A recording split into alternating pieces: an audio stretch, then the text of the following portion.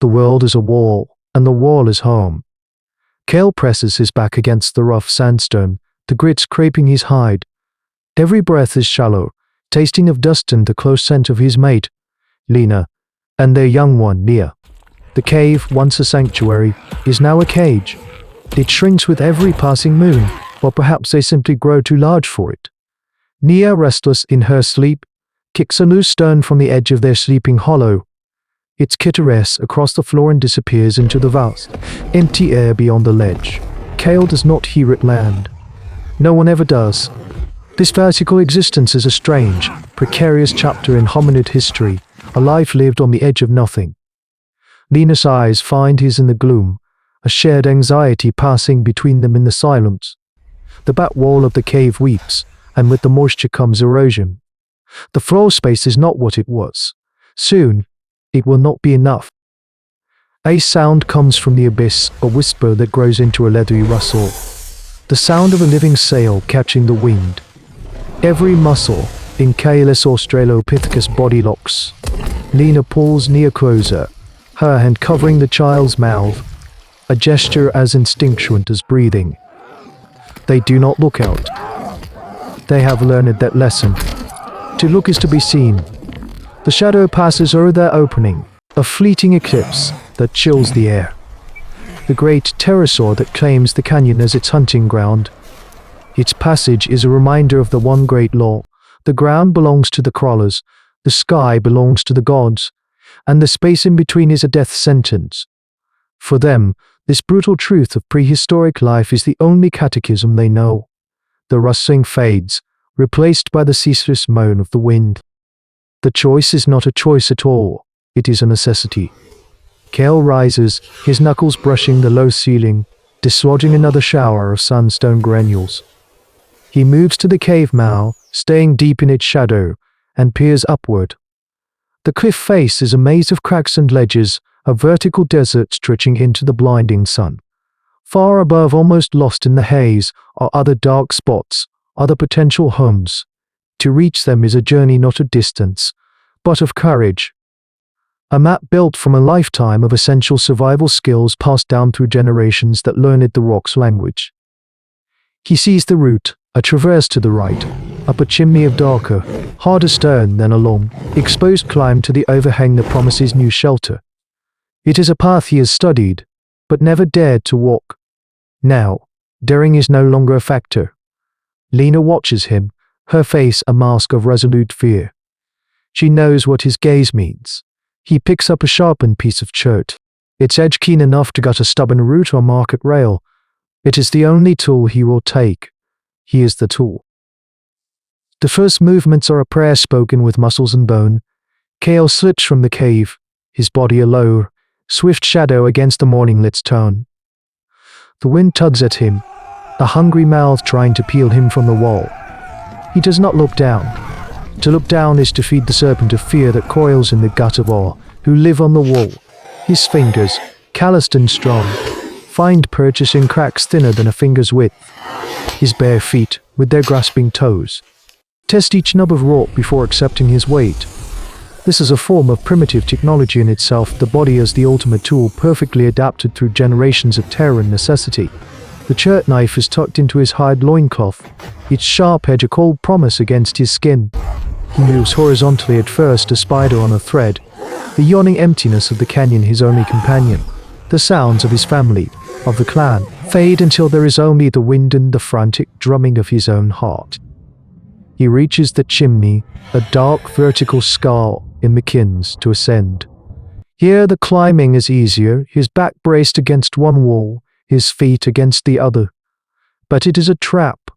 The tight space muffles the sounds of the sky. He is climbing blind, climbing deaf. A pebble dislodged from far above streaks past his face, and his blood runs cold. He freezes, listening.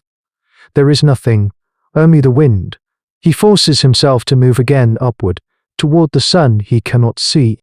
The climb is a brutal meditation, a testament to the stubborn refusal of early humans to surrender to a world that was not made for them.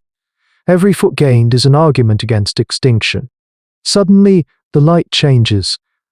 A vast shadow plunges the chimney into a deep, chilling twilight. Kale knows the shape of that darkness.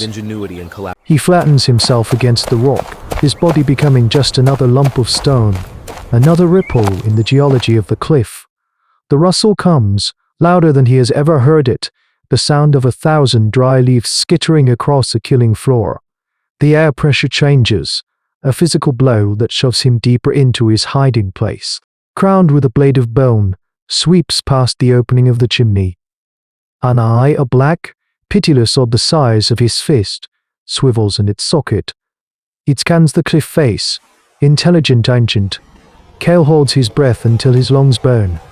He can see the fine scratches and chips on the creature's massive, keratin-OUS beak, a weapon designed to pluck prey from crevices just like this one. The terror he feels is absolute, a force of nature as powerful as the Tyrannosaurus Rex that rules the forests far below, a monster of a different kingdom but born of the same merciless epoch. The great head withdraws. The shadow moves on. The sound fades. Kale stays frozen for a long time, the image of that alien eye burned into his mind. He has not just been hunted, he has been assessed. It is a profound and terrifying turning point. He clings to the rock, the adrenaline slowly receding, leaving a tremor in his limbs. The fear remains, a cold stone in his stomach, but it is joined by something else: purpose. He finishes the climb. The new ledge is wider, sheltered by a thick overhang of granite that would make it invisible from directly above. The cave entrance is a dark, welcoming mouth. Inside, it is magnificent. Deeper than their old home, with a floor that slopes gently inward, away from the precipice. A thin crack in the back wall drips with water, pooling in a natural stone basin, a treasure beyond measure. This is more than a shelter. It is a fortress. It is a future. But it is empty. He has to go back. The descent is a controlled fall, his mind clear and sharp, mapping the path for Lena and Nia. Every hold he uses is a marker he commits to memory. This is the path to life. Reaching the ledge above his old home, he does not call out. Sound is a death warrant in the canyon. Instead, he uses the hard-won knowledge of his people, the silent language of the vertical world. He takes 3 small, carefully selected pebbles and drops them, one after another, timing them to strike a specific flat rock near their cave mouth. Tap, tap, tap, tap. They pause, then 3 more. It is their signal for a safe find, a call to gather. Lena's face appears, drawn and anxious. His movements slow and deliberate. He points up to himself. Then he makes the sign for a nest. And then, Manny, sweeping his arm to indicate the size of the new space. Her eyes widen. It is a desperate hope, but it is hope. The migration is the most terrifying journey of their lives. A single family, a tiny thread of hominid history, moving between 2 voids. Lena goes first, Nia bound to her back with a lattice of woven vines. Kel stays just below her, guiding her feet to the holds he has memorized, his voice in the wind.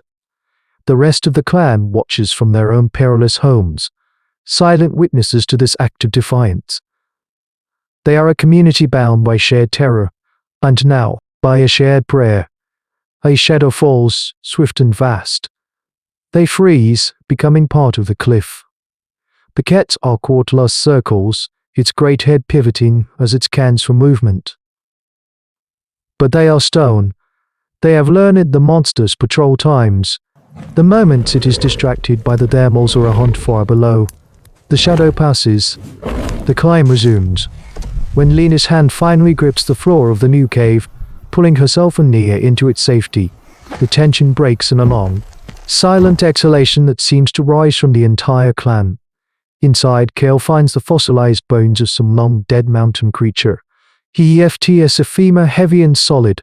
It is a tool, a weapon, a lever. The dawn of a new kind of thinking, a nascent osteodontocratic technology born of necessity. The first treasure for their new home, a gift from the Sky Eater's unforgiving world. This was not merely a change of caves, it was a change in the geography of the mind.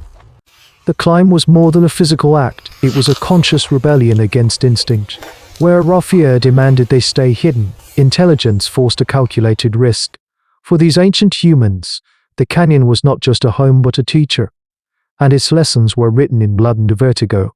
The great pterosaur, the god of death, became an observable phenomenon, a set of patterns, habits, and blind spots to be learned and exploited. This is the quiet, unrecorded moment where the prey began to think like the predator, not with fang and claw, but with foresight and strategy. It is the invisible scaffolding upon which all future human achievement would be built. Every act of engineering, every strategic decision, every leap of faith into the unknown carries the faint, ancestral echo of a lone hominid clinging to a cliff face, choosing to climb up into the shadow of death to secure a future for his family. The vast body of paleontology unearths the bones of monsters and men, but it is in these unwritten struggles that we find the true genesis of our species' audacious spirit, the refusal to accept that the sky belongs only to the gods. This is the chronicle of the first defiance. Listen to the silence between the heartbeats of your ancestors, for that is where survival was born. But what happens when the monsters are not gods of the sky, but masters of the dark, silent earth?